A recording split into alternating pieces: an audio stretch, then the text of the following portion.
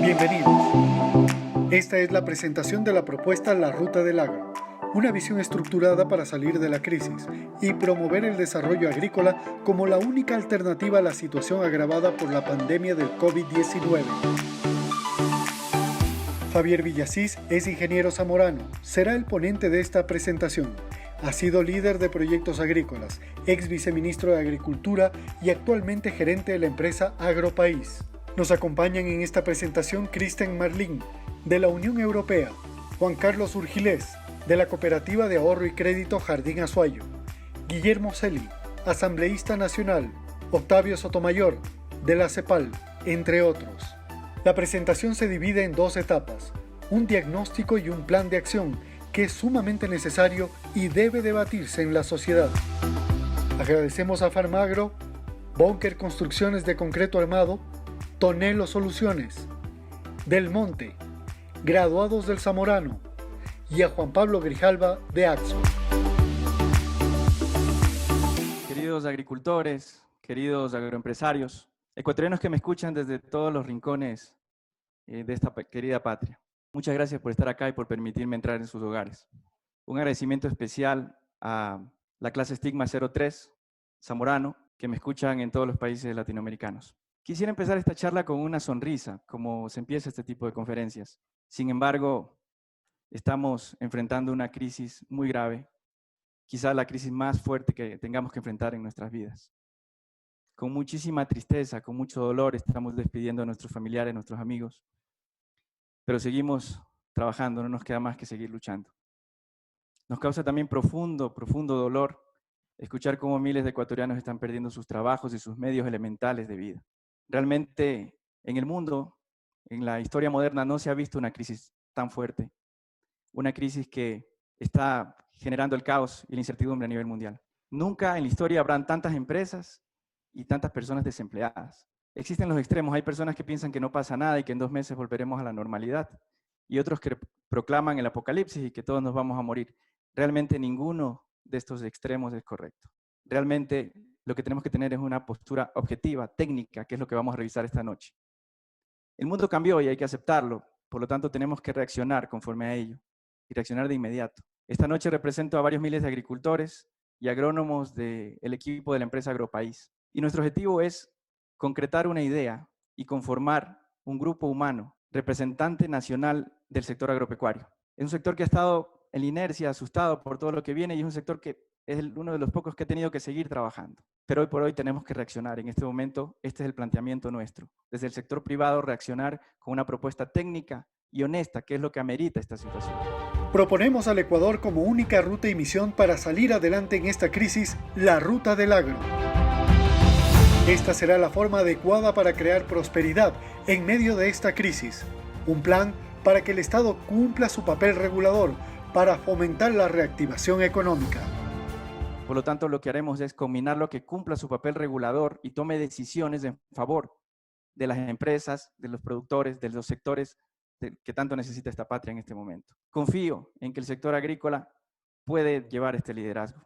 Los ecuatorianos somos gente honesta, valiente, trabajadora. Sobre ese orgullo nacional vamos a empezar una nueva historia y a refundar una nueva tierra. Vamos a soñar esta noche con un Ecuador agroproductivo lleno de montañas, de cultivos agroecológicos sostenibles, eficientes, una gran fiesta de emprendimientos y agroindustria. Pero vamos a soñar con los pies en la tierra, construyendo un plan. Este plan ha sido validado por un grupo de expertos a quienes agradezco y me acompañan esta noche, y todos creemos que es posible. Pero la única forma de que sea posible es que lo hagamos en conjunto, con unidad. En una guerra hay muertos y sobrevivientes. Quienes sobreviven son los que planifican, los que actúan de inmediato y los que más tienen espíritu colaborativo. Con esta introducción vamos a dar inicio a la presentación.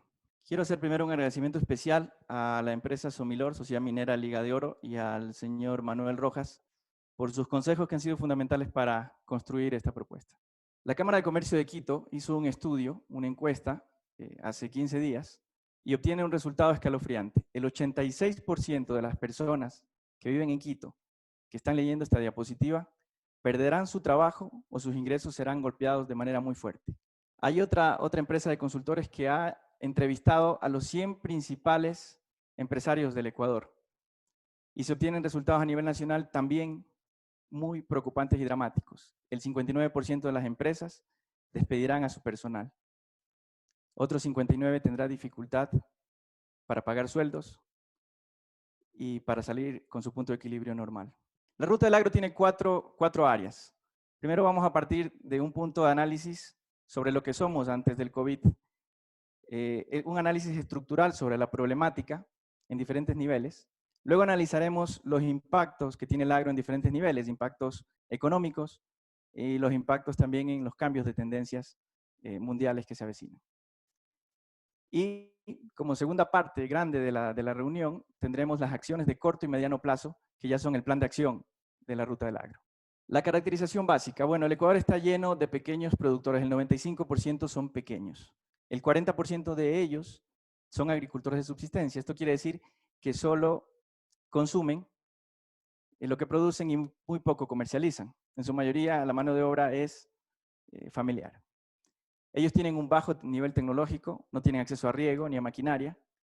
Y bajo la situación actual, realmente esto resulta preocupante, porque estamos hablando de que mientras menos tecnología, hay más uso intensivo de mano de obra y tenemos más vulnerabilidad ante una circunstancia como la pandemia. En el Ecuador existen 1.100.000 unidades de producción agrícola en manos de 2.226.000 personas. Hay 2.191.000 hectáreas. Esto quiere decir, si dividimos las cifras de las unidades de producción por las hectáreas, tenemos un promedio de más o menos 2.1 hectáreas por agricultor. Por eso hablamos que el 95% son pequeños. El 8% del PIB del Ecuador, el sector agrícola con 9.000 millones, corresponde a un 8% de este PIB. De esos 9.000 millones, 6.500 aproximadamente son exportaciones y unos 2.500 o 3.000 millones en promedio son consumo interno. En cultivos de agroexportación, ustedes todos saben que somos muy importantes productores de cacao, muy importantes productores de banano, de rosas, de camarón. Nos hemos hecho famosos en el mundo por esto. En los años 70, luego del boom petrolero, hubo muchísimo capital y liquidez en el país en la década de los 80, que a través de la banca privada y la banca pública permitió a algunos emprendedores privados innovar y empezar a generar sistemas de producción eficientes y empezamos a inundar mercados. Sin embargo, esas circunstancias y esas ventajas comparativas de clima, suelo, tierra, no se han magnificado ni se han potenciado en toda su dimensión. En el campo, luego de estos boom petroleros, luego del boom bananero, luego del boom cacautero, camaronero, seguimos con problemas estructurales y seguimos con pobreza extrema. Y la agricultura sigue siendo apenas un 8%, pese a todo esa importancia humana que tiene. Vimos 2.200.000 personas. Si multiplicamos por 4 personas, estamos hablando de 8 millones de personas vinculadas en el agro directamente. Entonces, realmente lo que tenemos acá es un sector de los más importantes en términos sociales, pero que no se ha capitalizado en términos económicos. Ahora vemos las importaciones y aquí empezamos a visualizar un poco nuestras distorsiones como país y en cuanto a el concepto de cadena agrícola. Si nos fijamos en algunos de cultivos de esta lista, yo he sacado algunos rubros que técnicamente son muy difíciles de sustituir como importaciones y he puesto los que realmente deberíamos como Ecuador producir y consumir. En total hablamos de 2.541 millones que se importan. Yo he revisado durante las últimas décadas, por ejemplo, Frito-Lay, las papas rufles que comen los niños. Esta en su mayoría era con papa importada. Ahora se está haciendo algo porque no lo sea. Tenemos, me acuerdo, la empresa Nestlé que traía 20 millones de dólares al año de naranja y en Caluma las naranjas podridas en el piso. Esto responde a circunstancias técnicas. Las empresas no es que lo hacen por irresponsabilidad, sino porque la oferta interna no tiene la calidad suficiente ni los volúmenes suficientes para satisfacer la demanda interna. Entonces hay que hacer un esfuerzo, pero este es el momento de hacerlo. No va a haber otro momento donde tengamos nosotros toda la concentración y toda la esperanza del Ecuador puesta en la agricultura. Los problemas estructurales del agro. Los primeros tienen que ver con el Estado. El Estado debe garantizar seguridad y condiciones para la producción eficiente. Realmente hay 4 pilares acá. El capital humano. El capital humano tiene en este momento en el campo problemas sociales como la drogadicción, el alcoholismo. Es una población envejecida, es una población poco educada, porque no tiene acceso normalmente a la educación y tiene problemas sanitarios, tiene una salud precaria. Hay un problema de capital patrimonial porque el valor de la tierra no se magnifica en la realidad cuando uno hace una hipoteca en un banco. Y por otro lado, existe inseguridad legal porque no tienen las escrituras en su mayoría. Se han hecho esfuerzos para generar escrituras, sin embargo, no hay una masificación de que todas las tierras ecuatorianas están con escrituras. Vemos las comunas que no pueden hipotecar sus tierras y esa tierra no se transforma en un patrimonio. También existe la inseguridad física, la delincuencia está en el campo presente permanentemente. Hay cadenas como la Camaronera que sufre robos constantes y esto ya lo tienen que poner en los presupuestos porque permanentemente les roban. Estos problemas son estructurales y le competen al gobierno. Hay otro problema serio y que no viene de ahora, viene desde las últimas 3 décadas, es la orientación de la inversión pública hacia el agro y hacia el sector productivo. En crédito, las condiciones tienen que ser obviamente regidas por una moneda dura como el dólar, que está supeditada a la Reserva Federal estadounidense. No podemos estar con esos intereses tan grandes que tenemos en este momento. Son intereses realmente criminales para una operación productiva mediana o pequeña y también grande. Y por otro lado, los créditos, tanto públicos como privados, deben ser adaptados a los ciclos biológicos. En agricultura estamos hablando de seres vivos. No podemos hacer un crédito como que si se tratara de una construcción o del sector comercial. Entonces hay que adaptar estas circunstancias. Las consecuencias en las cadenas productivas son evidentes. Tenemos que priorizar algunos problemas estructurales antes de llegar siquiera a investigar o innovar. Por eso el 0.2% del PIB se dedica a la investigación. Por eso es que no podemos tampoco nosotros sustituir estas importaciones de corto plazo, o por lo menos una gran parte. Hay una dificultad de acceso a los factores de producción muy grande. No solo hablamos de la estructura como tal de país en crédito, sino también hablamos del acceso que tienen los distintos niveles de productores para llegar a un crédito eficiente. El acceso a la tecnología también es un problema y el acceso a mercados ni hablar porque las cadenas están distorsionadas. Las consecuencias en las zonas rurales, tenemos una pobreza extrema del 59% de necesidades básicas insatisfechas. Hay un cambio climático evidente que lo sentimos todos los que trabajamos en el agro. Permanentemente estamos enfrentados a incertidumbres, ya no son los climas nunca iguales y ni siquiera podemos regirnos de estaciones meteorológicas porque todo está hecho un caos en el campo. Existe malnutrición y problemas de obesidad también, lo cual es un serio riesgo en este momento de una pandemia. Y hay una gran migración del campo a la ciudad que la vamos a analizar luego en la siguiente sección. Pero es un problema, es una consecuencia muy seria de lo que está pasando en las zonas rurales. Consecuencias nacionales, hay un déficit muy alto, oficial, de 10.000 millones. Y aquí viene lo más grave de todo a lo que nos enfrentamos en este momento. Estamos hablando de un 42% de desempleo absoluto, 3.5 millones de personas que no tienen absolutamente ningún ingreso. Esta cifra es del INEC a marzo de 2020. Si comparamos con las primeras cifras que les di de las proyecciones de lo que está pasando en desempleo, estamos hablando de que nos vamos a enfrentar hasta diciembre a probablemente 1,5 millones de personas más en el desempleo, o sea, 5 millones de personas, lo que equivale, según la población económicamente activa, que son 8.200.000. Estamos hablando de que en diciembre, si no hacemos nada, vamos a tener un 60% de desempleo. Esto realmente es una situación caótica y alarmante, que se transforma en una de las primeras conclusiones a las que podemos llegar en este momento. Los problemas estructurales del agro no son los únicos que producen este desempleo, pero son una parte importante porque vimos la importancia social que le corresponde. Somos el primer país de Latinoamérica en deforestar.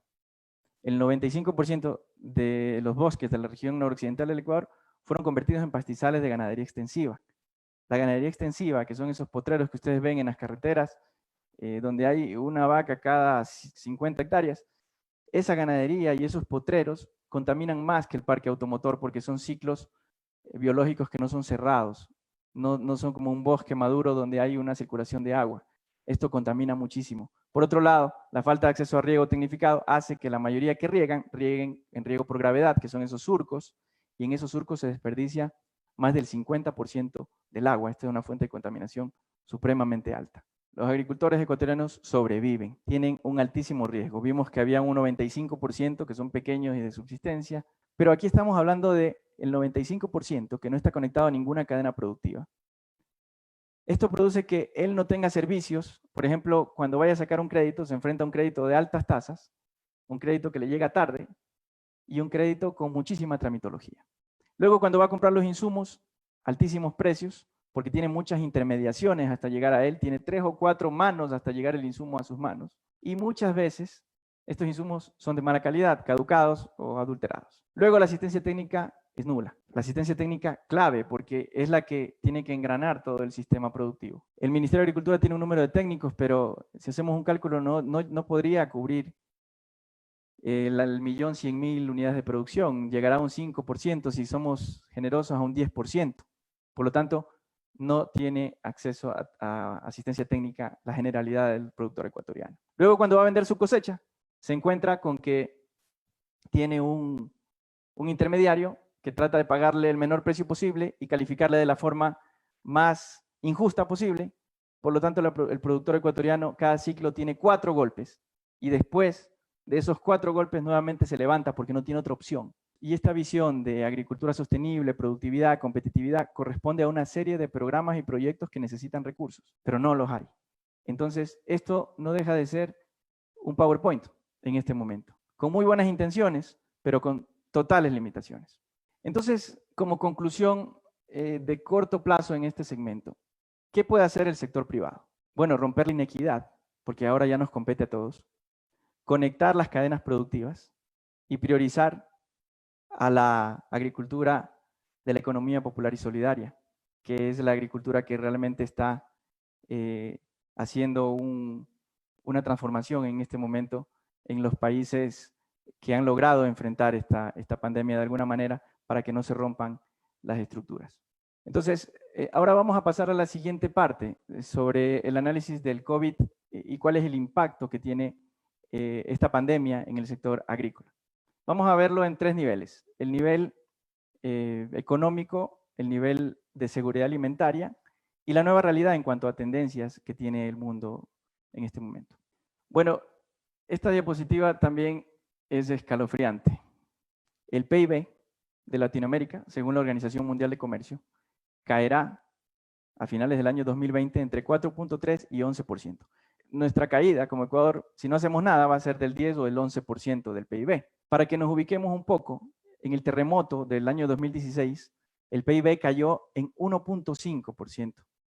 Esto quiere decir que vamos a vivir en este año algo así como 7 veces el terremoto de Manabí. Si nosotros lo analizamos ya en todo su conjunto, sus problemas sociales y problemas de cómo se colapsan las exportaciones, es realmente una catástrofe 7 veces mayor. Por otro lado, si nosotros vemos cómo cayó el PIB en el feriado bancario, cayó en 4.7. Esto quiere decir que esta crisis equivale más o menos a 3 feriados bancarios.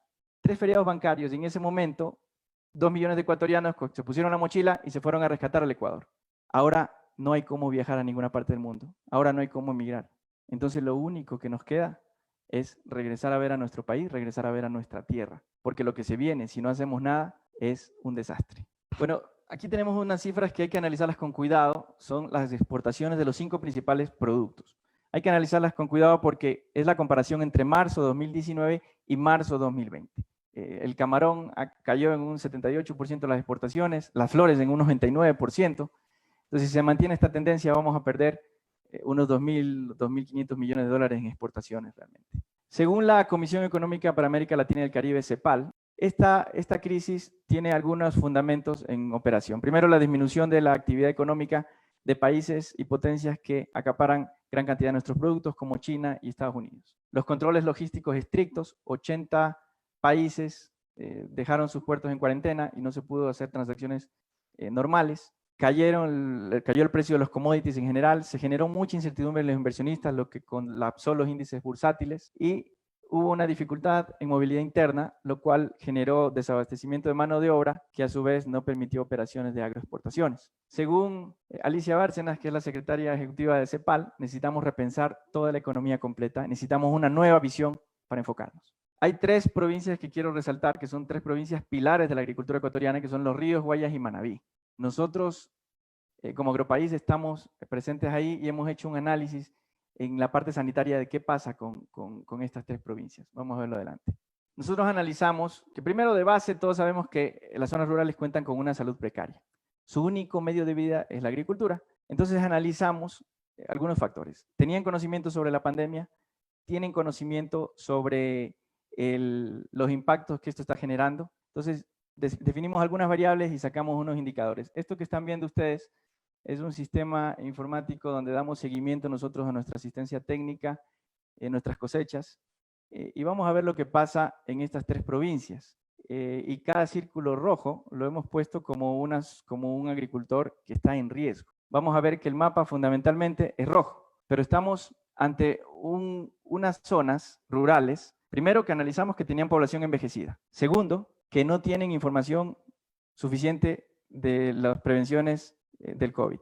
Y tercero, que no tienen mascarillas, no tienen insumos de protección y no los están utilizando. Entonces, ¿qué va a pasar luego de que la pandemia invada las grandes ciudades? Va a ir hacia el agro. Y ahí empezamos nosotros, y tenemos que ser conscientes de que empezamos con el riesgo de que las cadenas agroproductivas y de suministros se corten.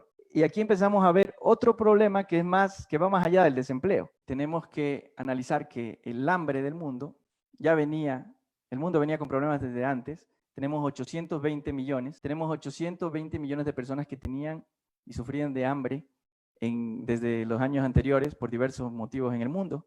La mayor parte de estas personas son del sector de zonas rurales y pertenecen al sector agrícola. Sin embargo, tenemos que analizar procesos y fenómenos parecidos, como lo que ocurrió en África con el ébola en el 2014. En Liberia, el 47% de los productores agrícolas enfermaron y dejaron de producir, lo que produjo un colapso de la oferta y produjo un sistema agroalimentario totalmente desabastecido. Esto nos trae realmente un fenómeno, como les decía, mucho mayor que el desempleo, que es el desabastecimiento, la posible hambruna. No podemos afirmar que esto va a suceder, pero hay una probabilidad muy alta si no hacemos nada. Luego de la hambruna vienen los conflictos sociales, después la delincuencia. No podemos dejar de garantizar el abastecimiento a las ciudades, por lo tanto no pueden enfermar nuestros agricultores. Tienen una población de más de 60 años, no pueden enfermar porque esto va a producir desabastecimiento en la ciudad y así tengamos dinero, no van a poder adquirir los productos, no va a haber productos que adquirir. Por lo tanto, hablamos de seguridad alimentaria, más adelante vamos a hablar de soberanía y vamos a explicar estos 2 conceptos. Pero tenemos que preocuparnos de qué va a pasar dentro de 90 días con las cadenas agroalimentarias. Si los agricultores van a poder aguantar un embate de la pandemia y van a poder seguir produciendo sin necesidad de ayuda y sin necesidad de asistencia. Hay otro ejemplo que es la gripe española de 1918, llegó al Ecuador. En ese momento Quito solo tenía 60.000 habitantes, por lo tanto se pudo controlar y hacer un cerco epidemiológico, no se fue a las zonas rurales. Pero ahora la circunstancia es totalmente distinta, tenemos poblaciones súper densas en las principales ciudades y el virus está desbordando ya hay casos en las zonas rurales, no es que no va a llegar, esto ya es evidente que va a llegar. Entonces sucede algo que muy pocas veces sucede en economía. Normalmente en la economía de un país o del mundo está la ley de oferta y demanda, ¿no? Ahí baja una, sube otra, el precio fluctúa, pero estamos ante un fenómeno donde la oferta puede quebrar porque los productores enferman y la demanda puede quebrar también porque las ciudades dejan de consumir porque simplemente hay una grandísima cantidad de desempleo. Entonces hay un flujo que se quiebra, que es muy, muy alarmante. Si combinamos estos 2 factores, nosotros posiblemente tenemos un colapso social a finales de este año. Esa posibilidad es muy alta, no lo afirmo ni puedo garantizar que eso va a suceder. Hay diversas variables que tenemos que sumarle a esto, pero todo apunta a que el Ecuador en este caos va a llegar realmente a tener hambruna, conflictos sociales, más allá del desempleo. Ahora vamos a analizar algo que es un problema también porque no estamos listos, pero sin embargo se transforma en una oportunidad porque es un cambio que está dando el mundo positivo capaz para países pequeños como el Ecuador. Ya no estamos hablando de los mismos tipos de alimentos ni la misma forma de adquirirlos. Esto cambia y esto puede ser una oportunidad para el Ecuador. no todo se plantea malo, y justamente basado en estas oportunidades es que vamos a plantear la segunda parte de esta conferencia. Este es el gráfico al que me refería cuando les decía el consumo de alimentos, que es la línea verde, cómo subió al inicio de la cuarentena y luego bajó y se estabilizó, pero no cayó como otros rubros, como las compras, los viajes. Porque nosotros aquí estamos hablando de un tema deprimente, triste, alarmante, porque nos han golpeado durísimo los números. Sin embargo, hay sectores como el turismo que sus números fueron redondos, fueron cero, y están en cero, y seguirán en cero mucho tiempo. Entonces, lo que nos obliga la crisis es a ver hacia el fondo del problema mayor, que es el tema de comida. Todos estamos en nuestros departamentos, en nuestras casas, y nos hemos dado cuenta en los últimos meses que con que tengamos comida, realmente no hay mayores problemas. Estamos dándonos cuenta que regresar a lo elemental es lo importante. Este es un llamado para todos los sectores, no solo para el sector agrícola, para todos los sectores que tienen que ver realmente el problema integral y desde dónde parte. Las civilizaciones empezaron con la agricultura. Cuando se empezó a producir de forma confinada, se construyeron los pueblos. A partir de ahí el resto de la civilización. A partir de ahí otros rubros importantes como la minería amigable con el ambiente. A partir de ahí otros temas como la industria. Pero lo primigenio, lo elemental, lo esencial es el agro. Aquí vemos un análisis que hace un grupo de consultores internacional con los diversos niveles de consumo. Y vamos a referirnos nada más al de compras. Bueno, ya nadie va a comprar ropa, por lo menos de corto plazo, y ni va a realizar inversiones altas. Y en el tema de la alimentación, ya también el tema de las comidas afuera disminuye drásticamente y la gente empieza a comer, a pretender alimentos sanos que mejoren su capacidad inmunológica, comidas frescas, y también un fenómeno que sucede en todo el mundo. Lo vamos a analizar en la siguiente parte, que es el apoyo a lo local. Este fenómeno es internacional porque la gente se está dando cuenta que no solo la seguridad alimentaria es lo importante, no solo contar con alimentos, sino también ser autosostenible y poder producir sus propios alimentos, porque muchas veces no se ha podido importar o no se va a poder importar algunas cosas. Cada quien ahora va a cuidar por lo suyo. Entonces, para cerrar esta primera parte, queridos amigos, voy a dejarlos con la reflexión de Charles Darwin. Las especies que sobreviven no son las más fuertes, ni las más rápidas, ni las más inteligentes, sino aquellas que se adaptan mejor al cambio. ¿Cuál es la ruta para el rescate del agro? Nos enfocaremos en acciones de largo plazo que podrán ser implementadas, pero con una acción conjunta de los participantes de esta conferencia. Tenemos que coordinar esfuerzos. Seremos capaces de garantizar la supervivencia de nuestro sector solo si trabajamos en conjunto, por primera vez, deponiendo intereses particulares y generando una sola visión como país. No esperemos que en este momento los políticos tomen decisiones sobre nuestro futuro, porque estamos atravesando la peor crisis del mundo. La verdad, hemos esperado mucho, no lo han hecho, es nuestra responsabilidad ahora. Nosotros vamos a tomar el mando en este momento. Las acciones, las 4 acciones fundamentales que necesitamos para emprender en esta ruta del agro. La primera, como vimos, necesarias, acciones emergentes como dotación de equipos de bioseguridad y capacitación a pequeños y medianos agricultores. La segunda, financiamiento inmediato. Este sistema no se puede activar sin sangre y la sangre es los recursos para pequeños y medianos agricultores, acuicultores, empresas agroindustriales de sectores afectados comercialmente. Por otro lado, como tercer punto, tenemos que fortalecer los encadenamientos productivos. Si inyectamos los recursos y sangre al sector agroproductivo y no existen los encadenamientos, la pérdida de valor es muy grande y no se genera eficiencia ni un círculo virtuoso en la economía y la microeconomía de pequeños productores, de empresas medianas y grandes. Como cuarto punto, tenemos la definición de cambios estructurales necesarios, urgentes, inmediatos del gobierno en puntos críticos con relación al agro y a todo el sistema productivo. Bueno, en el eje 1, un poco para ser más precisos sobre la bioseguridad que de forma inmediata necesita el campo, tenemos que hacer capacitaciones masivas dirigidas a zonas de riesgo. Sabemos cuáles son las provincias más afectadas y los lugares aledaños son las más altas zonas de riesgo. Y sabemos cuáles son las cadenas que tienen que garantizar la seguridad alimentaria, entonces tenemos que empezar por ahí. Tenemos que hacer una campaña de entrega de implementos de bioseguridad en todo el sector y para esto hacer gestiones que no solo desde el lado privado tienen que venir aportes, sino también buscar cooperación internacional porque la necesidad es muy, muy alta. Realmente en términos de bioseguridad tienen que ver las empresas agroindustriales, tienen que ver las ONGs, la cooperación, Y hemos puesto que también tienen que ver en toda esta historia los hijos de agricultores. Los hijos de agricultores realmente son protagonistas. Estamos hablando de que hay una gran migración del campo a la ciudad. Están en este momento en una ciudad que está confinada normalmente, que tienen, muchos han de tener problemas en su trabajo, fueron despedidos o serán despedidos. Este es el momento de regresar al campo, y no solo por un tema de trabajo económico. Sus padres y sus abuelos están en riesgo. Podrían morir porque van a tener que seguir trabajando expuestos.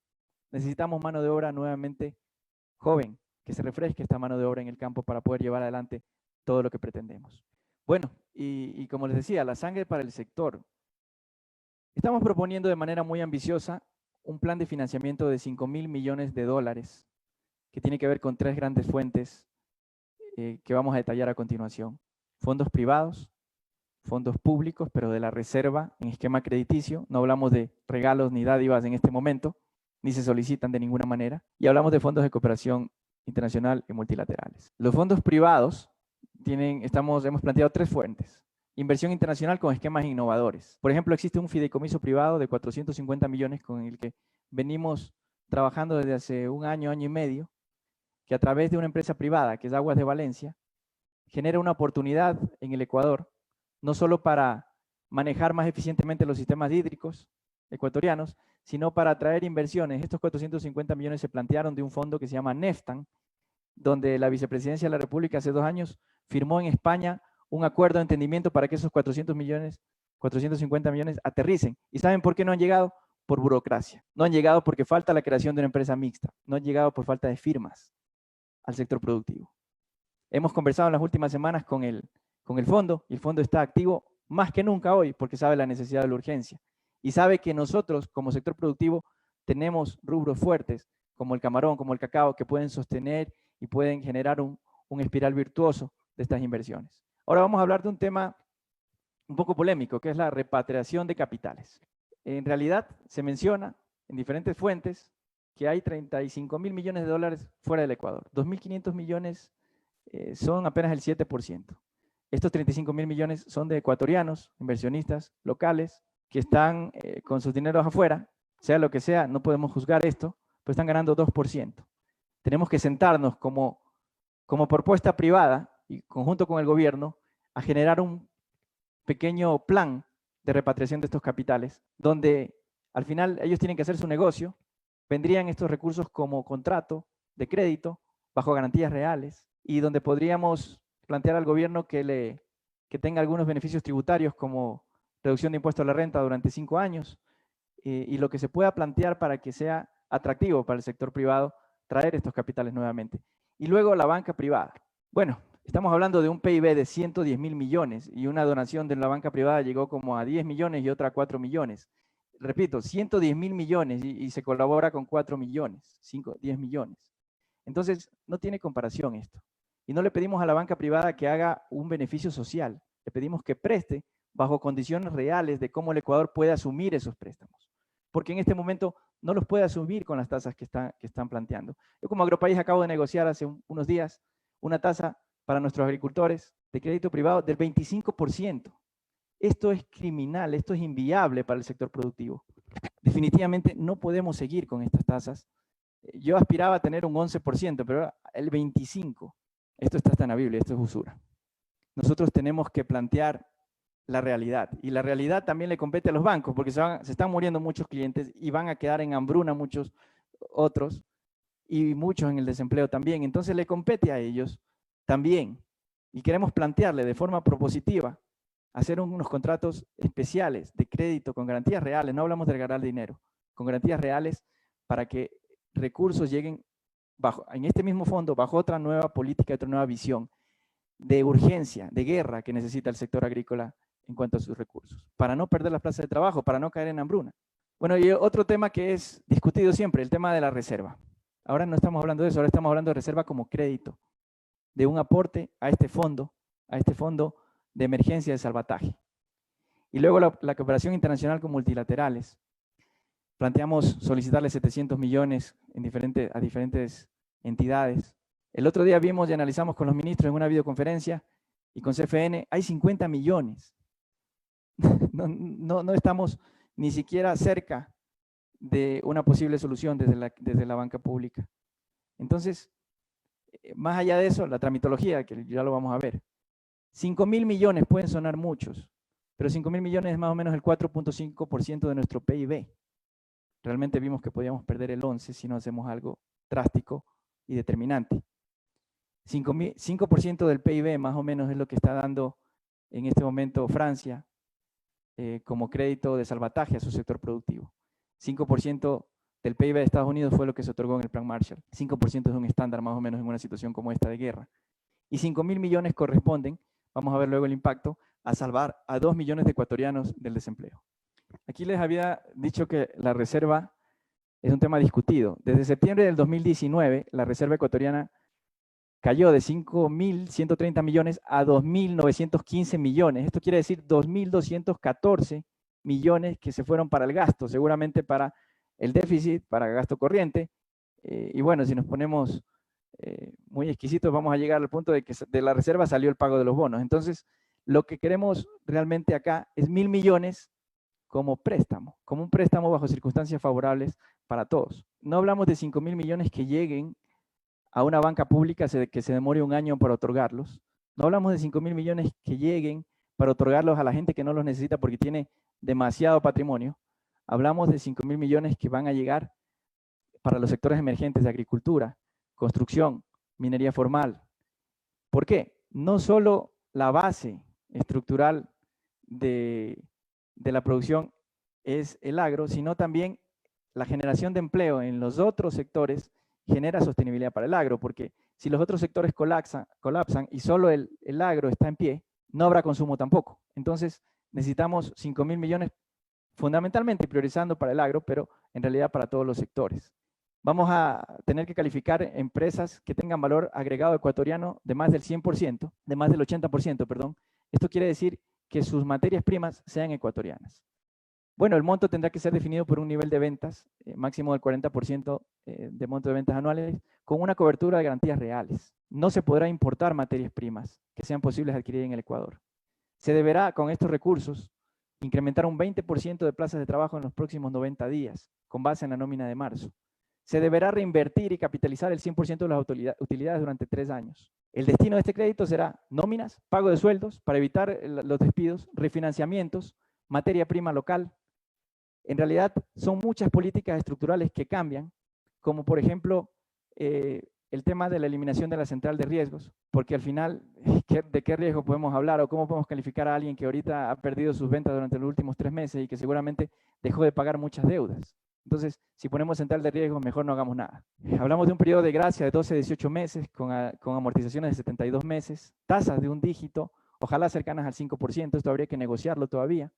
Hablamos de personas o empresas con accionistas 100% nacionales, con al menos 2 años de actividad, con montos de entre 10.000 y 350.000 dólares, y para montos superiores serían empresas que superen más de 100 plazas de trabajo formal.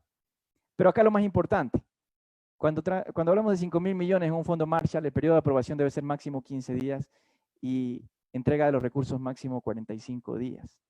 Debemos ya quitarnos la venda de los ojos, ya no mentirnos de que tenemos un CFN que puede dar un crédito ágil. Yo tengo los amigos ahí, el presidente, el directorio, el gerente, son grandes profesionales, pero tenemos que aceptar, ellos hacen su mejor esfuerzo, pero la estructura de procesos no les permite ser más eficientes. Y en este momento todo eso se tiene que romper y botar a la basura. Se tiene que plantear otra cosa, porque si no, ya vimos lo que puede pasar en el Ecuador. El objetivo de la propuesta del fondeo permite garantizar liquidez inmediata, un círculo virtuoso de efectivo entre la economía, fortaleciendo el mercado laboral. Se desempeña como una medida contracíclica, quiere decir que, para hacer muy sencilla la explicación, garantizar también como objetivo la permanencia de este efectivo durante este periodo de 3 años y un incremento de inversiones y una recirculación del capital. El impacto que esto podría generar son 100.000 empresas rescatadas, de un promedio de $50.000 por crédito. Habrán empresas que tengan 10.000, habrán empresas que obtienen los 350.000, otras que menos, que tengan 1 millón, 2 millones según su número de empleados. Pero con esto se asegura 2 millones de plazas de trabajo. Vimos que podíamos perder 1,5 millones. Por lo tanto, se recuperan más de 400.000 trabajos adicionales, cerca de 500.000 trabajos adicionales. El tercer punto es el fortalecimiento de cadenas agroindustriales. Vimos que más allá del capital que se podrá otorgar, si no se hace con encadenamientos, empiezan a generar estructuras fragmentadas y se sigue generando pobreza. La sustitución de importaciones es un tema clave. Ya lo vimos y deberíamos plantear, una comisión de la Ruta del Agro debería plantear sustitución de importaciones inmediata, en lo que se pueda. No es posible, deberíamos declarar persona no grata quien siga comiendo en esta emergencia, en este periodo de muerte, un chocolate importado, por poner un ejemplo. Diversificación de mercados, ya no podemos seguir esperando que reaccione el mercado de China, que haga lo que quiera el mercado de China, por ejemplo, con el camarón. Tenemos que diversificar mercados, hay un mundo entero esperando nuestros productos, y ahora productos agroecológicos, productos sanos. Tenemos que generar una sinergia agroindustrial en equipo, en clústeres, no individualmente, y buscar nuevos nichos de mercado. Hablamos del encadenamiento productivo. Tenemos que eliminar la intermediación utilizando tecnología e información. Hay ya tecnología disponible y tenemos una oferta que está desconectada de una demanda. Tenemos que crear programas inmediatos de seguridad alimentaria. Tenemos que garantizar la demanda de productos disponibles y del otro modo asegurar la disponibilidad desde el campo. La tarea principal de este eje es la creación de herramientas tecnológicas que recopilen toda la demanda agroindustrial y que oriente esa producción nacional de manera precisa, en volúmenes y en calidad. Este es un ejemplo de la cadena productiva, lo que venimos hablando durante toda la charla. Una cadena productiva empieza con un enfoque en consumidores, dependiendo de lo que quiere el consumidor, empieza con la agricultura, luego la poscosecha, los centros de acopio, la transformación, la logística, los supermercados. Y aquí voy a leer un texto sobre realmente el equilibrio que debe tener esto. La escasez de energía y de agua, degradación ambiental, cambio climático, desigualdad económica, inseguridad alimentaria y otros, no pueden abordarse de forma aislada, ya que estos problemas están interconectados y son interdependientes. Cuando uno de los problemas se agrava, los efectos se extienden por todo el sistema, exacerbando al resto. Cuando nosotros somos, por ejemplo, intermediarios y le ponemos un sobreprecio a un producto, y le compramos a un productor simplemente sin mayor esfuerzo, lo que hacemos es quitarle valor al sistema, quitarle valor a la cadena. Lo que tenemos que visualizar es que hay muchas cadenas productivas, están desconectadas y tenemos muchas oportunidades de generar valor dentro de ellas. Generando valor con innovación, puede ser con asistencia técnica, con conexión de mercados. Eso es un reto que tienen los agrónomos. Yo personalmente me pongo a la orden, bueno, realmente a todos estos temas y mi equipo, pero fundamentalmente a este asunto de visualizar cadenas y encontrar dónde generar valor. Aquí se pueden generar muchos emprendimientos en el intermedio de las cadenas que están desconectadas. Muchísimos emprendimientos comerciales, productivos, agroindustriales, de exportación. Hay suficiente mercado en el mundo para nuestros productos y para crecer en producción. Pero siempre la agricultura ha estado visualizada como algo de lejos, inclusive el campesino, sinónimo de pobreza. Campesino se ha tornado como un insulto en el Ecuador, cuando realmente ahora estamos viendo que el campo es quien nos está sosteniendo. Es necesario aterrizar un plan producto por producto. Por ejemplo, en el tema del trigo, ya Perú está sustituyendo las importaciones con un sustituto del camote para el trigo. Acá tenemos la harina de yuca, que se han hecho investigaciones que pueden sustituir al trigo. Este es el primer paso para garantizar soberanía alimentaria. La soberanía alimentaria es otro concepto. Seguridad es que todos comamos y tengamos un alimento en nuestra mesa. Soberanía es que podamos producir todo lo que comemos nosotros. Y hay países que empezaron ya a cerrar sus fronteras. Apenas empezó el COVID, empezaron a cerrar sus fronteras y no salieron insumos de protección para poder ellos garantizarse y no desabastecerse. Y ahora el segundo paso que están tomando es cerrar sus fronteras y no sacar nada de alimentos, empezar a almacenar carbohidratos, empezar a producir más proteína para sus poblaciones. Ya están haciendo países de Europa esto. Nosotros, si el mundo sigue como está, nos va a tocar visualizar rápidamente un programa de soberanía alimentaria que amplíe la capacidad de abastecimiento, porque en este momento podemos, con todo lo que tenemos de abastecimiento, sostener poco tiempo, 1 o 2 semanas, lo que consume el Ecuador. Entonces, ¿qué tal si el mundo entero deja de hacer transacciones y eventualmente podría venir otra pandemia? Estoy siendo exagerado, pero si viene otra pandemia, realmente todas estas tendencias y todos estos conceptos se venían discutiendo ya desde hace 3 décadas, no son nuevos. Bueno, el eje 4 es la definición de cambios estructurales gubernamentales. Solicitamos de manera vehemente, firme, repito, no estamos hablando de regalos, necesitamos decisiones del gobierno nacional. Compromiso absoluto para la implementación de todos los ejes de emergencia de la ruta del agro. Simplificación de trámites. En una guerra no se piden permisos para transportar municiones o alimentos. En una guerra se ayuda a que el sistema productivo funcione. Las municiones son un ejemplo de la emergencia que hay. Tenemos que eliminar la burocracia y traspasar todo a trámites online. Ha habido algunos esfuerzos, pero realmente quienes hacemos empresas agrícolas y tenemos que someternos a procesos, exportaciones, de permisos sanitarios, sabemos que esto sigue siendo un dolor de cabeza y no hay tiempo en este momento para hacer trámites. Hay que tomar decisiones, hay que tomar acción. Le pedimos al gobierno nacional también garantizar un marco jurídico para la repatriación de capitales, como ya lo hablamos anteriormente. Sabemos que las oficinas comerciales, el Ecuador, si ustedes no lo saben, tiene cientos de oficinas comerciales en todo el mundo que supuestamente venden nuestros productos. En algunas hay un esfuerzo, en otras el esfuerzo es nulo. Y esto es un mensaje para el ministro Ontaneda. El otro día tuvimos una videoconferencia con el sector camaronero y no vimos este punto. Necesitamos activar las oficinas comerciales y entregarlas a las empresas privadas, pequeñas, medianas y grandes, asociaciones de la economía popular y solidaria que no tienen llegada a mercados, tienen que tener su participación en las oficinas comerciales. Tienen suficientes productos y calidad para llegar. Entonces, hay que activar las oficinas comerciales de una manera eficiente y real. Estabilidad y simplificación del régimen tributario, bueno, esto todos los sectores lo viven, ¿no? Cambian las normativas a cada momento, unilateralmente. Algunas no son ni técnicamente aplicables, pero sucede. Bueno, tenemos que crear inmediatamente un equipo de alto nivel para la obtención del fondo de rescate. Ese equipo tiene que ser conformado por sector público y sector privado para sentarnos a negociar estos 5.000 millones del Plan Marshall. Le llamo el Plan Marshall porque es el ejemplo que en la historia más nos revela una situación similar. Luego de esto, de 3 meses, donde hay que tomar estas decisiones y hay que empezar a trabajar desde terminada mi charla, vendrán otros periodos de planificación, uno de 24 meses, otro a 30 años, donde hay otros ejes que ya tienen que ser trabajados más profundamente. Educación, agroecología, tecnología, innovación, investigación, orientado a las nuevas megatendencias que hablamos. Hablamos de la agroecología como una realidad. Realmente el sistema agroalimentario globalizado es muy frágil y esto se vuelve evidente. Por un lado, la agroecología, también una tendencia que venía hace años y ahora se acelera porque nos damos cuenta que la tierra respondió. La tierra respondió a toda esa presión que le estaba haciendo el ser humano, respondió de una forma brutal, violenta. Entonces, por otro lado, el desabastecimiento también acelera otra tendencia. Desde hace 15 años se viene duplicando la agricultura urbana. Entonces, las dos tendencias confluyen, agricultura urbana y agroecología, como una de las oportunidades que tiene el Ecuador para mitigar un poco este riesgo de desabastecimiento y de hambre. El sistema de la Revolución Verde, para quienes no son agrónomos, la Revolución Verde fue la invención de la agricultura de tecnología con gran cantidad de insumos químicos. Esto generó un impacto brutal en la reducción del hambre a nivel mundial. Por lo tanto, se abren oportunidades para la investigación. El 99% de las investigaciones agrícolas a nivel mundial son de agricultura convencional. Son tildados de medios locos los que empiezan a cultivar algo y hacer tecnologías innovadoras en cuanto a la parte orgánica.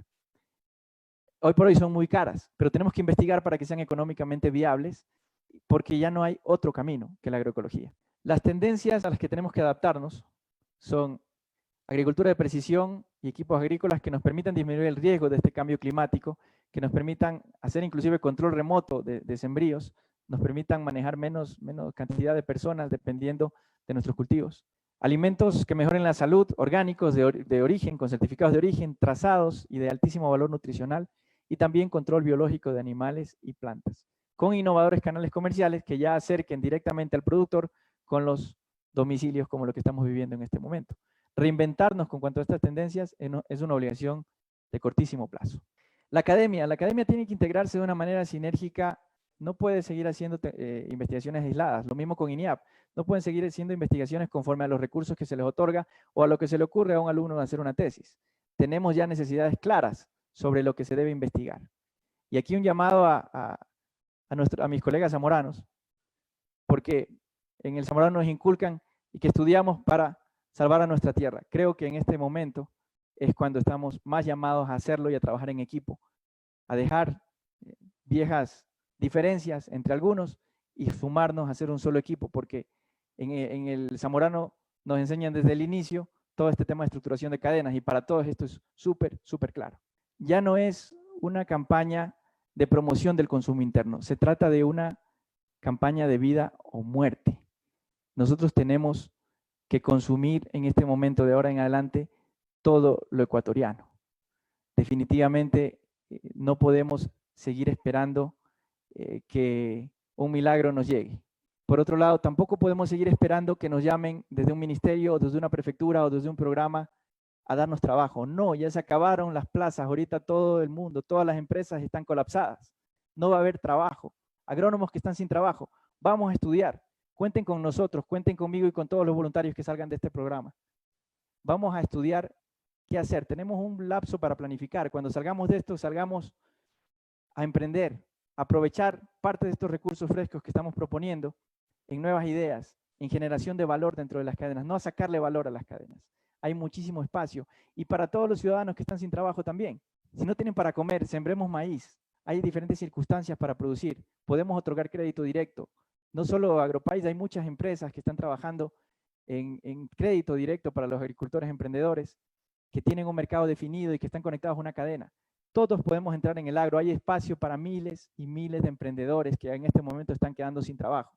Bajo una misma visión, bajo una misma lógica, entendiendo a qué negocio entramos. No sembrar por sembrar como la agricultura de moda. Es que fulanito me dijo que era bueno sembrar la pitahaya. No, entendiendo que tenemos que visualizar un mercado a dónde se va a sembrar esa pitahaya, con qué recursos lo voy a hacer, en qué parte de la cadena me voy a ubicar para generar valor y cómo voy a ganar plata.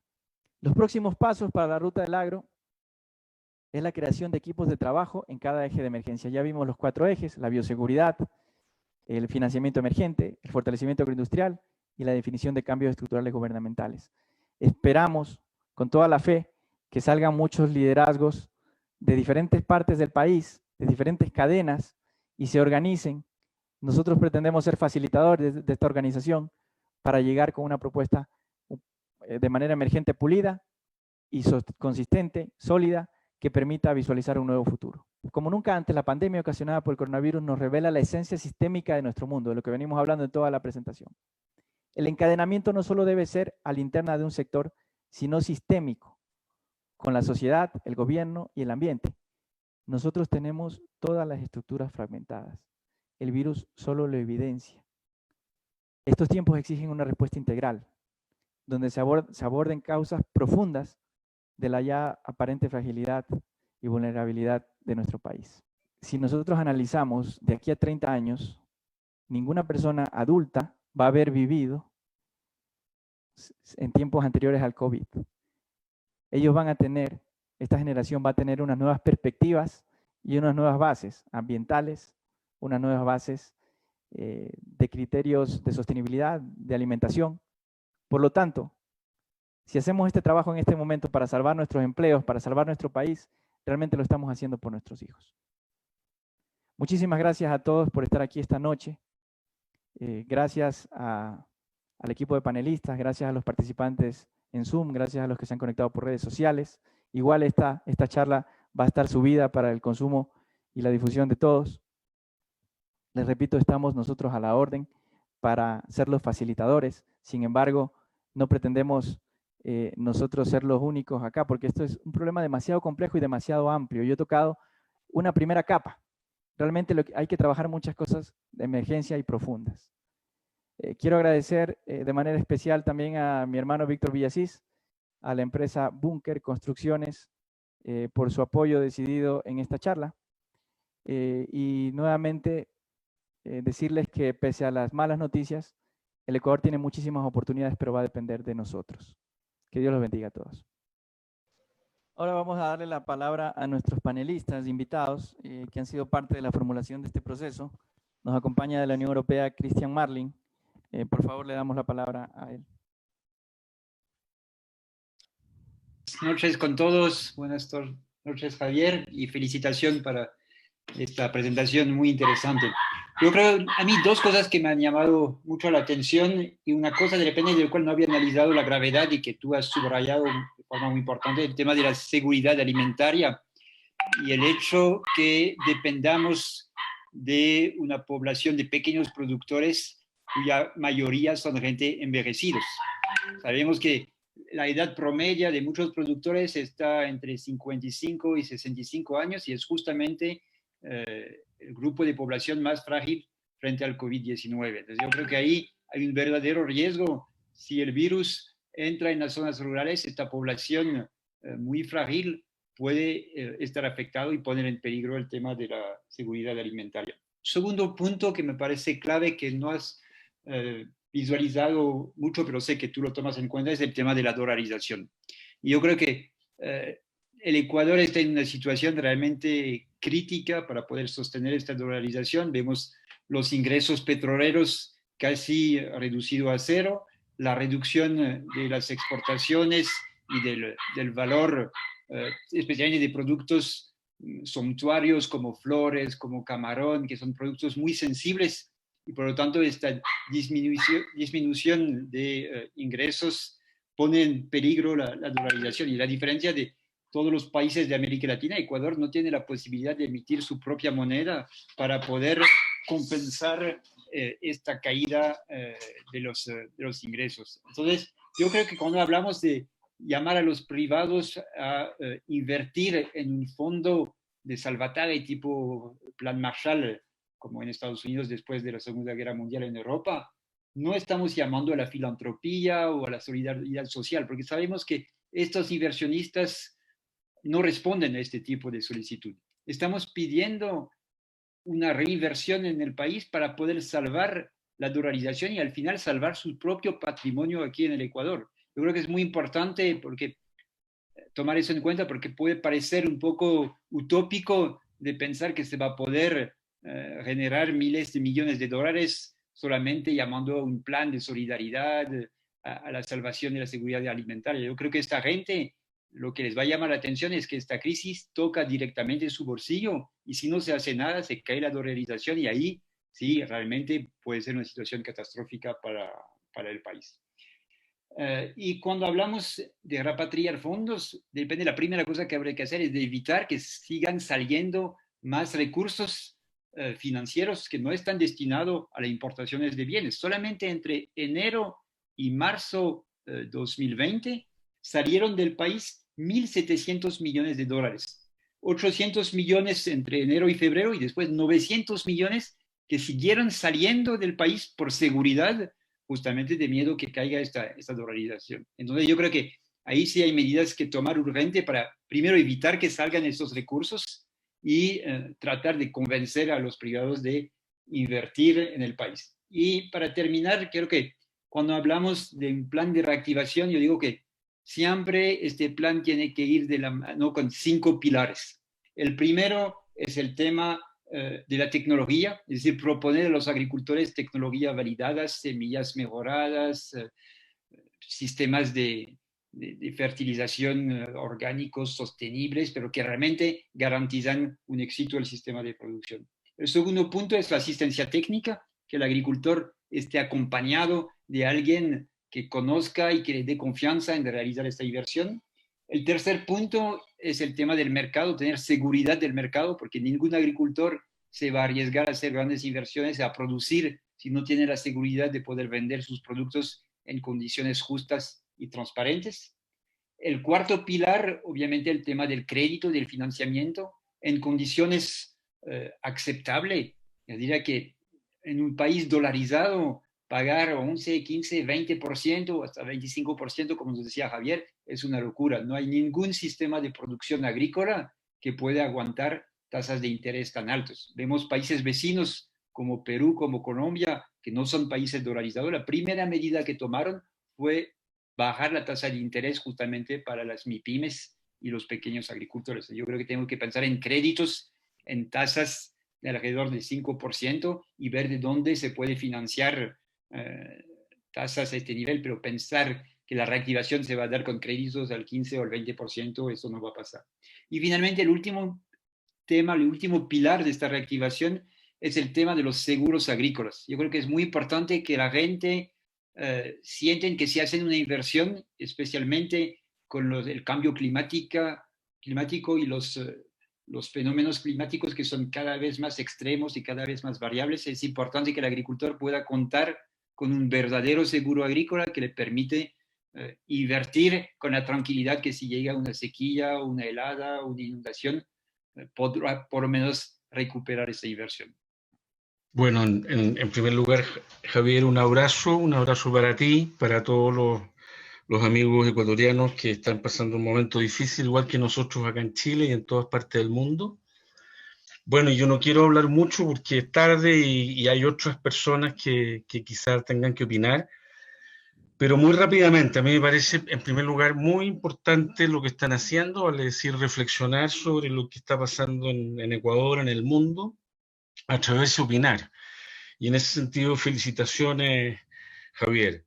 Segundo, comentarles que lo que ustedes están viviendo, lo que están viviendo todos los países de la región, no hay nada muy singular, estamos todos muy complicados. Me tocó estar la semana pasada en una videoconferencia en donde estaban todos los ministros de Agricultura de América, unos 30 ministros, y una de las conclusiones es que la cadena sigue funcionando, el sector agrícola en general se las ha arreglado para seguir funcionando, pero el equilibrio es frágil, ¿no es cierto? Y la cosa es compleja. En ese sentido, me parece muy importante lo que comentaste, Javier, yendo al tema del COVID, un par de palabritas y después voy cerrando. En relación al COVID, me parece muy importante lo que mencionaste en relación a bioseguridad. Hay que tratar de evitar de que la cadena de pagos, ¿no es cierto?, llegue al sector agrícola, que se produzca una interrupción. Creo también que es muy importante el tema de la alimentación, ¿ya? Los sistemas de alimentación escolar, los sistemas de alimentación familiar.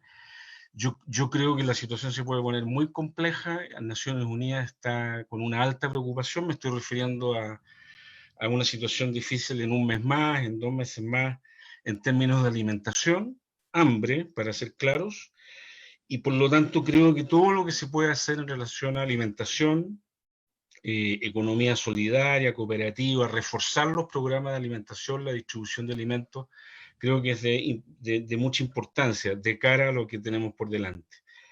Ahora, para terminar, una reflexión y un complemento, porque lo que todos nosotros estamos reflexionando es que no hay plata. Ya no había plata antes de la crisis y después de la crisis es evidente que no va a haber plata. Los países van a quedar muy empobrecidos y yo creo que como tú lo señalaste, Javier, el tema del financiamiento es clave. No voy a entrar en detalles, no soy ecuatoriano. Lo que sí creo importante es que creo que es importante introducir la distinción entre políticas públicas baratas y caras. Creo que eso nos ayuda a no quedarnos paralizados y a actuar, porque claro, un equipo de riego es caro, ¿no es cierto? Son $100.000, $50.000, pero por ejemplo un sistema digital de coordinación o asistencia técnica es barato.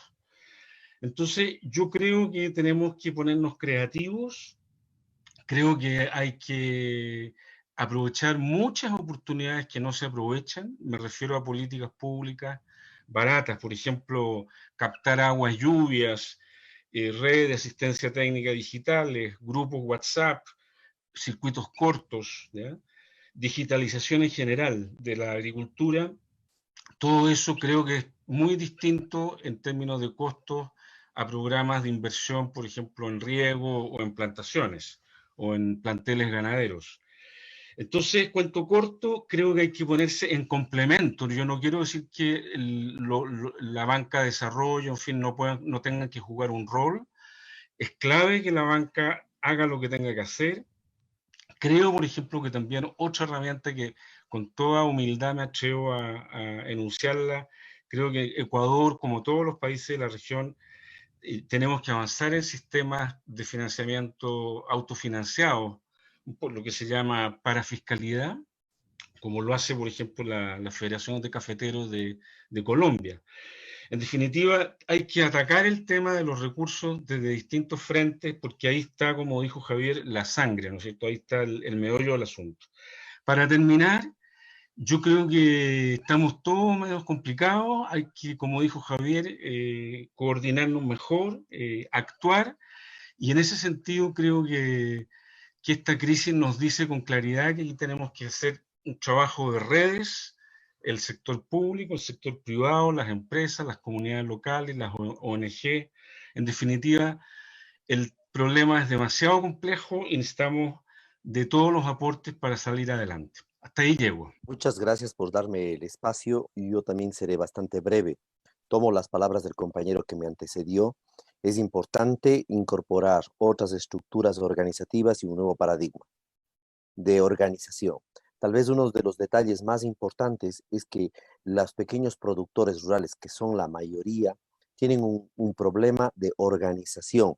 No es posible llegar a puntos de equilibrio y de eficiencia básica para poder producir algo si no se logra la asociatividad. Esto plantea un cambio de paradigma, tanto antropológico, social como económico, para poder solo allí entender que la forma productiva viable en estos momentos y para miles de personas es una producción asociativa. O sea, el sistema organizativo y el paradigma empresarial que podría impulsar un sistema productivo algo más eficiente que no esté pensando en la rentabilidad, pero sí en la sostenibilidad, en la seguridad alimentaria, puede ser un paradigma asociativo cooperativo. Quisiera tocar también otro punto importante que tiene que ver con el sistema financiero y el financiamiento de emprendimientos productivos, asociativos o individuales también. Y allí tomar dos caminos, un camino ortodoxo y un camino algo heterodoxo. El camino ortodoxo tiene que ver con las tasas de interés y el manejo de las tasas de interés. Fondos que se puedan conseguir y redireccionarlos serían muy útiles. Eso es básico. Pero en el sistema financiero hay que buscar reducir los sistemas rentistas. Los sistemas rentistas son aquellos que generan rentas sin producción, generan ingresos sin producción. El gobierno ha propuesto una reducción de los salarios, son rentas, pero también hay rentistas que son los arrendatarios y hay los rentistas que son las tasas pasivas. Miren, no hay cómo bajar las tasas activas y las tasas pasivas no se controlan tan bien. Y ese sistema, si se mueven las tasas pasivas y las activas en la misma proporción, no ocasionaría un grave riesgo para la sostenibilidad de las instituciones, siempre y cuando se hagan medidas de protección para que no huyan los capitales, porque al bajar las tasas pasivas huirían los capitales. Hay que entender también que programas masivos como los que ocurren en Estados Unidos harán que la emisión monetaria haga que el dólar, la tasa de interés allá sea muy baja. Por otro lado, sistemas devaluatorios como el de Colombia o el de Perú, que al devaluar su moneda hacen que si yo llevaba dólares, cambiaba a pesos o a soles, hubiera perdido mucho dinero, entonces hay un mecanismo de protección para la economía. Al bajar todas las tasas, todos los costos en la economía, la producción nacional podría tener mejores condiciones, inclusive para exportar o al menos para cerrar un poco las fronteras y hacer autoconsumo. Para terminar, compañeros, creo que hay que visualizar un mecanismo heterodoxo que podría funcionar. Les dejo planteadas la idea. Miren, dejándonos de ideologías, dejándonos de concepciones politiqueras hasta cierto punto, yo les plantearía seriamente que la cantidad de dinero en la economía es diferente que la cantidad de billetes y monedas en una economía. El sistema financiero puede acelerar la velocidad de circulación del dinero si se ejecutan mecanismos de transaccionalidad virtual, algo así como lo que está queriendo hacer el alcalde Hyundai en Quito. ¿A qué me refiero? Si se hiciera, entre comillas digo, es muy heterodoxo, un sistema de acreditación masiva o de renta básica válida para todos los ciudadanos en un sistema de moneda electrónica, digamos un 10% del salario básico, y ese dinero se puede ser gastado en tiendas y solamente para productos agrícolas, pecuarios establecidos en la canasta básica del Ecuador, que el Ecuador produce.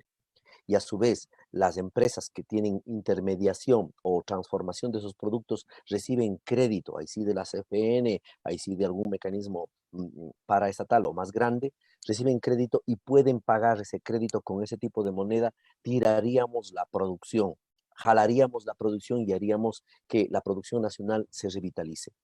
Algo así hay que pensarlo y hay que estructurarlo. Para eso también los mercados financieros locales, a través de sistemas de virtualización de los mercados financieros locales y de certificación de esa producción asociativa, es clave. Compañeros, he querido hacer un resumen muy breve de muchas cosas muy complejas. Gracias, Javier. Gracias a todo tu equipo por darme este espacio. Gracias.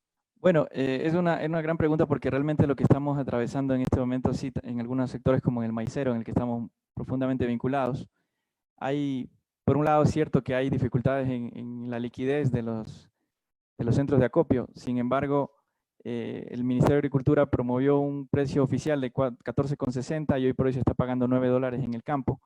Los agricultores asustados por la situación. Realmente muchas veces en estas cadenas, por la desorganización, hay abusos, ¿no? Como este que se está dando. Por lo tanto, lo que hacemos ahí es un llamado también a la acción al Ministerio de Agricultura y a las autoridades competentes para generar un sistema de información y de alertas que nos permita en este momento tan crítico tener control agresivo de este tipo de fenómenos como la especulación. Por otro lado, ¿cómo garantizamos que lleguen los recursos al campo?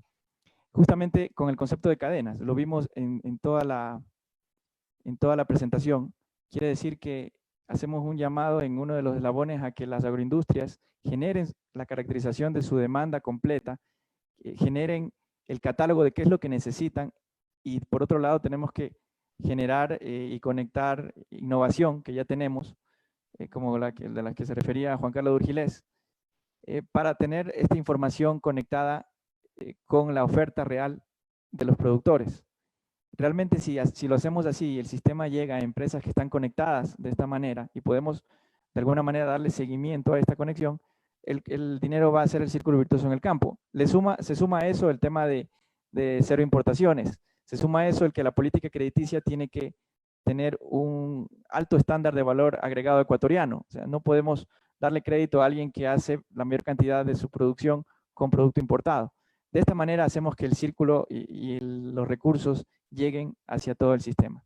Sí, tienen razón, los gatos provinciales tienen la competencia, la política la rige el ministerio, pero quienes estamos sufriendo todas las circunstancias de desabastecimiento o de posible desabastecimiento somos en general todos los ecuatorianos del sector privado, que somos los que estamos llamados a tomar el control de esta situación.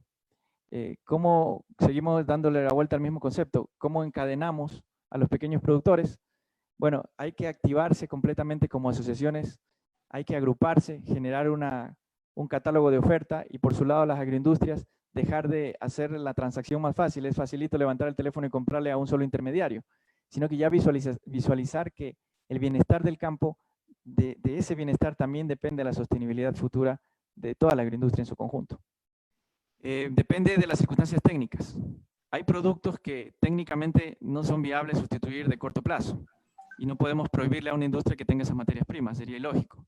Pero hay productos que sí, que paulatinamente bajo ciertos acuerdos muy claros. Aquí no se trata de hacer una política coercitiva contra las empresas, sino generar el encadenamiento y generar esta corresponsabilidad de parte de ellas para hacer los esfuerzos necesarios y que en lugar de importar se consuma localmente.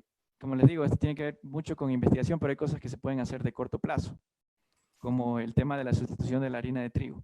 Nosotros tenemos una industria que la venimos estudiando, que es el tema del camarón, que es el segundo rubro después del petróleo.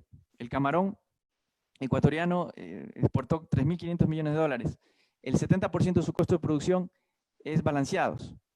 Y esos balanceados, o sea, estamos hablando de unos $500 millones, esos son fundamentalmente hechos con torta de soya que se importa. Entonces, somos ineficientes produciendo la torta de soya. Es muy cara la local, está al doble de precio, pero tenemos que buscar sustitutos que sean económicamente viables y visualizar esta solución de corto plazo. Para esto se tienen que generar muchos grupos de trabajo, mucha activación de científicos, de la academia, de las ONGs, pero todos bajo una sola lógica, y la lógica es de articulación de las cadenas bajo los mercados locales e internacionales. Yo creo que de corto plazo no. Se hizo un esfuerzo, en el cual estuvo vinculado justo Juan Carlos Urgilés. Se hizo un esfuerzo para evolucionar del Banco de Fomento a Banecuador. Sin embargo, vemos al día a día que todavía ese esfuerzo no se capitaliza concretamente y todavía vemos problemáticas en el otorgamiento de créditos. Lo que pretendemos es hacer un régimen especial completo del otorgamiento de créditos. También se hacía una pregunta sobre el tema de CFN, Banecuador y todo esto. Puede ser que aterrizan como banca de primer piso en una proporción de estos capitales, pero lo que estamos hablando acá es de una nueva política de otorgamiento de créditos emergente a nivel de guerra. No podemos inyectar los recursos bajo el mismo sistema porque caeríamos exactamente en lo mismo. No tenemos nosotros un sistema público eficiente de otorgamiento de recursos. Es mucho más eficiente la banca privada. Si entraría la banca privada bajo este sistema, bajo estas políticas, con estas consideraciones, obviamente sería muchísimo más eficiente. Y el Ministerio de Agricultura tiene algunas buenas iniciativas como el tema de los CIALCOS, los circuitos cortos, que ahora se han potenciado un poco, pero esto tampoco es de impacto, tiene un 2%, 3% cálculo de impacto a nivel nacional en la economía popular y solidaria agrícola hacia los mercados. Entonces, lo veo muy difícil que a corto plazo despierte una capacidad productiva. Obviamente, necesitamos sentarnos con el Ministerio de Agricultura para hacer el equipo conjunto en diferentes temas en que el MAC tenga capacidades instaladas, como por ejemplo la capacidad de almacenamiento de la UNA. Primero, buenas noches con todos. Javier, muchas gracias por tu invitación. He estado muy atento a toda esta hora y media, un poquito más que hemos tenido, de un análisis muy interesante. Javier, te felicito tu exposición. Venimos del sector agrícola, así que compartimos los criterios. Un saludo a todo el foro. Yo quiero entrar directamente a la vena. Tú decías con claridad, el 95% son pequeños productores que no tienen un encadenamiento productivo para poder comercializar sus productos. El 59% en el sector agrícola existe una extrema pobreza. Esa es la realidad de lo que estamos viviendo en estos momentos en el Ecuador y la conocemos de cerca. El otro día conversaba con varios productores agrícolas, agricultores, y justamente ese es uno de los graves problemas que termina siendo el costo del kilovatio hora en el sector agrícola y rural no menos de 13 a 16 centavos el kilovatio hora, cuando no debe estar más allá en el 6%, en 6 centavos el kilovatio hora, que es lo que debe ser en estos momentos que se necesita darle un valor fundamental y un valor agregado a la actividad productiva en el agro ecuatoriano. Es una barbaridad las complicaciones que se le da a todo el sector de los agricultores para pedir un crédito, primero una tramitología que le piden hasta la partida de nacimiento de su tatarabuela, y luego para entregarle los recursos ya ha terminado el ciclo de siembra. Es decir, es una desproporción absoluta en materia de seguimiento que se le debe dar al financiamiento, el acompañamiento de la tecnificación que deben tener nuestros agricultores. Y por eso yo tengo una propuesta en específico. Yo considero que debe direccionarse el crédito, no solamente en banca pública, sino también en banca privada como lo tiene Colombia, para que una parte importante de los recursos de lo que es el financiamiento en general vaya obligatoriamente al sector agrícola. Ahora ya todo el mundo empieza a hablar del agro. El agro siempre ha sido importante, nunca debió haber dejado de ser esa fuente de generación de empleo, de apoyo, de dar la seguridad alimentaria, de dar la soberanía alimentaria que necesita el país. Y en tal sentido, Javier y distinguidos miembros de este panel y de este foro, es importante que exista un financiamiento, y coincido y lo venimos debatiendo. Yo he hecho varias intervenciones al respecto en el Pleno de la Asamblea Nacional para que ese financiamiento y ese crédito del sector agrícola sea de un dígito la tasa de interés. Caso contrario, es un fracaso. Yo coincido, no puede superar el 5 o 6% de tasa de interés, porque caso contrario está destinado ese crédito y ese proceso de desarrollo agrícola a fracasar. Tal virtud, yo coincido y he venido hablando en varias ocasiones la necesidad de construir un nuevo modelo económico para el Ecuador, con medidas contracíclicas. No se puede hablar de acciones ortodoxas. Y la mayor preocupación que yo tengo es que una vez que la pandemia salga de las urbes, va a ir directamente al sector agrícola, al sector rural. Aquí en Manaví está pasando. Paján, Jipijapa, 24 de mayo, Puerto López, Montecristi, se están llenando de gravísimos contagios de COVID y de fallecimientos, que es lo más grave en este momento. En tal virtud, yo sí quiero abonar a esta discusión, que cuenten conmigo. Me encanta la idea de que se forme aquí un gran equipo, una gran cadena de acciones positivas, propositivas, y aquí les voy a dar una importantísima. Hace un mes presenté a la Asamblea Nacional, mucho antes que el presidente y el gobierno presente su plan de ley urgente, que de humanitaria no tiene absolutamente nada, y lo digo con claridad. Presenté un proyecto que ya ha sido acogido en gran medida, que es un proceso concursal que permita darle un oxígeno a todo el sector privado, siempre y cuando hayan cumplido con sus trabajadores, siempre hayan cumplido con esas obligaciones, para darles 6 meses de respiro, de que no se puedan establecer acciones ni judiciales ni coactivas para que las empresas, negocios, MIPYMES el sector agrícola puede reactivarse con ese oxígeno, producir esos 6 meses sin tener encima juicios o procesos coactivos que justamente más bien van a matar a la empresa y darle esos 6 meses de respiro junto a su equipo de trabajo y puedan reactivarse. Y aquí viene un tema importantísimo.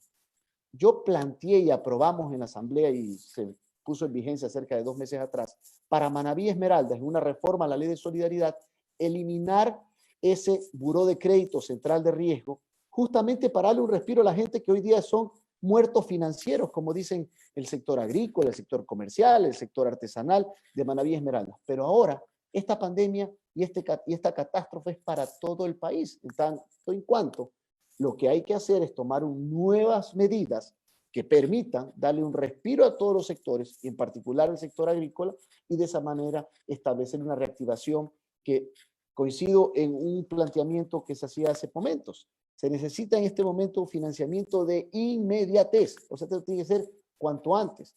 Yo no sé por qué no se ha ido el equipo económico del gobierno a ver un recurso que lo está dando Estados Unidos, que es un crédito swap de 3.000 o 4.000 millones de dólares, que lo necesitamos tener para ayer. Ese es mi mensaje para ustedes. Estoy a las órdenes, cuenten conmigo. Espero estar en contacto permanente. Si quieren, me gustaría que participen en la sesión de la Comisión de Desarrollo Económico a la cual me pertenezco para que hagan estas explicaciones que son muy válidas, muy claras, y doy un dato final preocupante. Al día viernes de esta semana, 500.000 empleos habían sido suspendidos a nivel nacional. Cerca de 100.000 trabajos, 100.000 empleos ya están perdidos, liquidados.